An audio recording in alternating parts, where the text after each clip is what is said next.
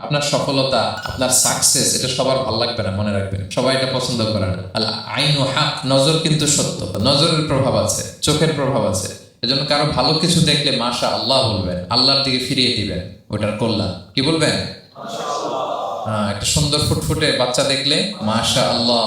কারো সফলতা দেখলে, কারো ফার্মে গেলেন, বাগানে যেয়ে দেখলেন ফল মূল ভর্তি, কি বলবেন? মাশা আল্লাহ, বিসমিল্লাহ মাশা আল্লাহ বললে এটাতে আর ক্ষতি হয় না। অনেকে বলে যে বাবা মা মাশাল্লাহ বলা লাগে না, বাবা মা আর নাকি মামা, এই তিনজন নাকি মাশাল্লাহ না বললে কিছু, এটা ভুল কথা। বাবা মারও বলতে হয়। বাবাও তার ছেলের কোনো সাকসেস, ভালো কিছু দেখলে কি বলবে? মাশা আল্লাহ, তাবারাকাল্লাহ, অথবা বিসমিল্লাহ মাশা আল্লাহ, এটা আপনারা বলবেন। ধরেন যে আপনি কোন একটা প্রোগ্রামে বসে আছেন, আপনার পাশে যে বসে, আপনি তার দিকে এরকম 10 মিনিট তাকায় আছেন, কোনো কথা ছাড়া শুধু তাকিয়ে রইলেন। তার কি ভালো লাগবে বলেন? সে কি কমফোর্টেবল ফিল করবে?